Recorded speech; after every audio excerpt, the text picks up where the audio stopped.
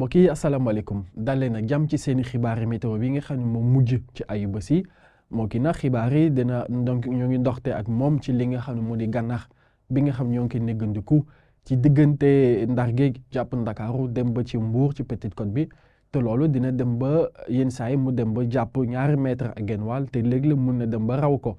mbokk yi nag loolu dina tàmbale incha allah ci dibéer bu fukki waxtu ak ñaar jotee ci bëccëg bi dem ba altine bu ñetti waxtu jotee ci ngoon si ñu xool suñu nataal image satellitale ak asamaan si nga xam ni ëllëg incha allah ñu ngi nar a nemmeeku ay niir yoo xam daañu doxantu bu baax ci réew mi waaye nag ak ngelaw li nga xam moo di alizé moom di wéy di ëpp peegu géej bi di ko seddal tuuti waaye nag beneen wàll wi ñoo mbokki ñoo ngi xaarandi léegi ngelaw li nga xam mi ngi wéy di jugee ci bët saalu Mauritanie daal di dugg si bu baax ci réew mi àndaale tuuti tàngoor ci wàllum température mbokki buñ ci excès te guddi gi jàpp suba teel incha allah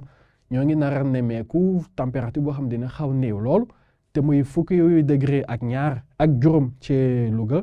waaye fukki degré ak juróom-ñaar diggante Ndar Géej jàpp noonu Sédhiou waaye nag Kolda ñoo ngi fay nar a nemmeeku fukki degré ak juróom-benn mbokk yi diggante Ziguinchor dëkk yi nga xam yoo fare ci soow ci diggi dëkk bi dem ba ci bët gànnaaru mi ba ci penku ñoo ngi fay nar a nemmeeku ay température yoo xam dina dalee diggante fukki degré ak juróom-ñett jàpp ñaar fukki degré. waaye nag guddi gi fi mu nar a gën a tàng ci Tambacounda la ndax ñu ngi fa nar a nemmeeku ñaar fukki degré ak ñaar buñ ci yegsee incha allah ëllëg ci samedi bi mbokk yi ñoo ngi nar a nemmeeku asamaan soo xam ni dina xaw am ay niir yoo xam daañu doxantu waaye nag fi mu nar a gën a sedd bëccëg bi ci Ndakaaru la ba tey ndax foofu ñu ngi fa nar a nemmeeku ñaari fukki degré ak ñeent waaye nag ci benn wàll fi mu nar a gën a tàng ci Kaffrine nag foofu ñoo ngi fay néggandiku 1 degré ak juróom-ñett. bu ñu demee ba ci bët saalum réew mi diggante Kaolack naka noonu Ziguinchor Sédhiou dem ba ci Kolda ñu ngi fa nar a nemmeeku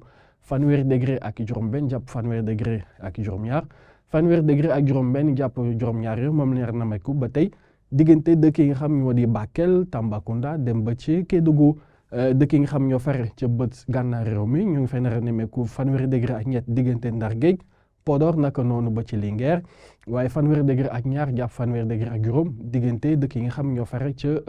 soowu réew mi diggante Louga Thiès Mbour naka noonu Fatick dem ba Diourbel mbokk yi kon lii moo gënoon fës si xibaar yi nga xam amoon nañ mbégte dégtal leen ko waaye nag bu leen fàtte gànnax bi nga xam ni ñu ngi ko nar a nemmeeku incha allah bu ñu yegsee ci dibeer bi fukki waxtu ak ñaar ci bëccëg bi mu dem nar a dem ba altine ñetti waxtu ci ngoon.